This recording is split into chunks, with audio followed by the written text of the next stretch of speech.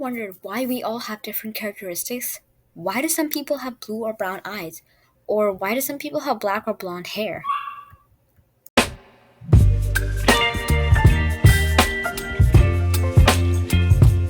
Hey guys, welcome to SciMath, and today we are going to talk about what DNA is, how our DNA looks like, and what are the applications of DNA in our day to day lives. Every living thing on the planet is defined by its genes. It's what makes us unique. It's such an essential component to us.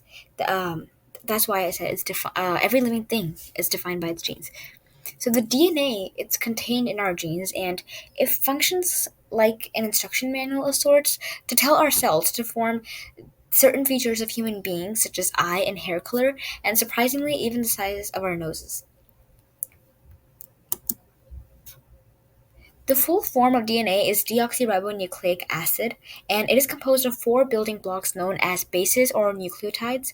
A nucleotide is basically the building block of nucleic acids, which includes RNA and DNA. RNA, by the way, is also a nucleic acid, and it's called ribonucleic acid. We will talk more about RNA in another video and what makes it different from DNA, because those two things cannot be combined in one video, as they both had different characteristics which need to be focused on separately. So the names of these four bases of nucleotides are adenine, thymine, cytosine, and guanine. And these bases pair up in specific sequences to create the characteristics that I mentioned before. There's also a specific order in which they can pair. It's not that they can just pair up randomly every time, because that's not how it works. Uh, the specific order that they pair up in is adenine pairs up with thymine and cytosine pairs up with guanine. As you can already see in the image, they're already paired together here. They're not just randomly lined up. And so an easy way to remember the base pairs is just remember ATCG. That's just an easy way that everyone remembers it.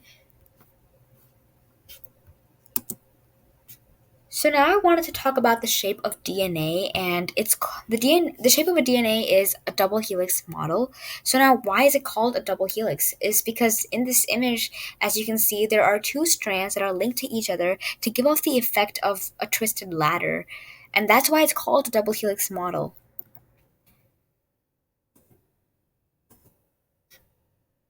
Now, of what use is DNA to us besides providing for our characteristics? Well, DNA can be used in a variety of applications. And it can be used in things like diagnosis of genetic diseases, latest vaccine production, and cancer therapy as well. DNA can also be used in cloning, and cloning is just creating an identical copy of something. So, one such famous example is Dolly the sheep. Dolly was actually the first mammal to be cloned from an adult somatic cell, and somatic just means body, so body cell. She was cloned through the process of nuclear transfer from a cell obtained through her mammary gland. And so, this was a pretty famous case, and a lot of people have heard about it. And DNA was an important factor going into this event. Plus, DNA is also very handy in forensics, as it can help track down criminals on a crime scene through fingerprints or just body fluids, and it can help detectives figure out who is responsible for the crime. DNA is also very crucial in terms of heredity, because it's the job of DNA to pass down all the genetic information to the next generation. So, for example, you've got all your genetic information from your parents. How did you get that? Well, DNA was the one who did all that work to pass down that genetic information to you, and it will continue doing on with all the future generations that are to come.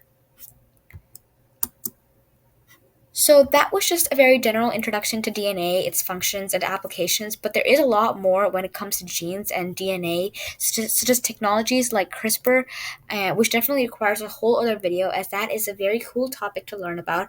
It's something that lets you edit genes and dominate one specific trait that you want, but again, there's so much more to emphasize here on that another video is definitely required.